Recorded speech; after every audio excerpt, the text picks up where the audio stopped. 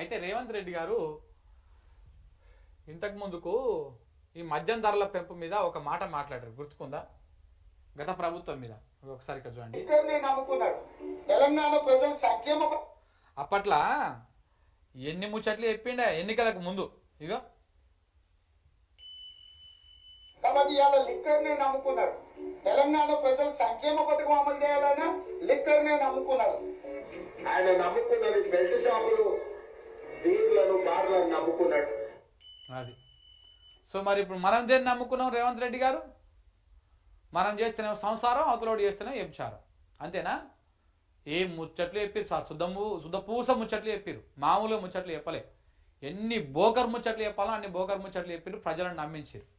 ఇలా అధికారంలోకి వచ్చినాక ఆ రోజు మీరేం చెప్పారో ఇప్పుడు అవన్నీ మీరే చేస్తారు కదా. ఏం చెప్పిండో అదే చేస్తున్నాడు.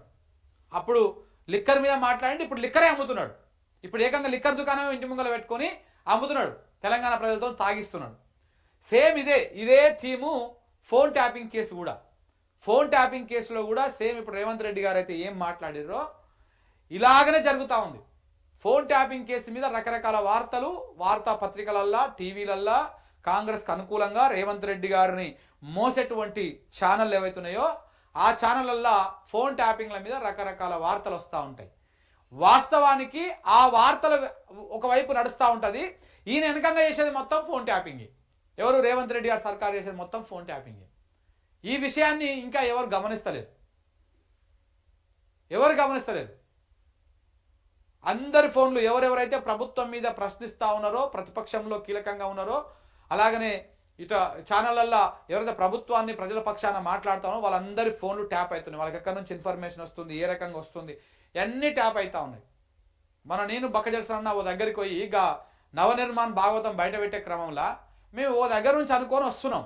మేము వాడికి వచ్చే లోపల ఆడ ఇద్దరు మనుషులు నిలబడ్డారు. ఎట్లా నిలబడ్డారు? మేము మాట్లాడుకున్న విషయం నాకు ఆయన తప్ప ఇంకొకరు తెలియదు కదా. ఫోన్ ట్యాప్ బరాబరి చేస్తున్నాను.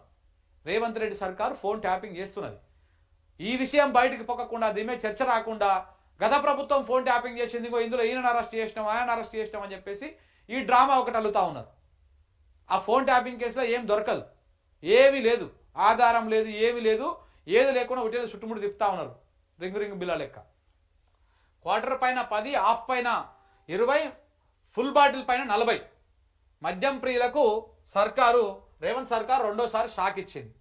బీర్లు, బార్లను నమ్ముకొని పాలన, ఎక్సైజ్ ఆదాయంతోనే తెలంగాణ రైజింగ్, ఈ ఆదాయంలోనే తెలంగాణ రైజింగ్. ఇది ముఖ్యమంత్రి రేవంత్ రెడ్డి మార్పు.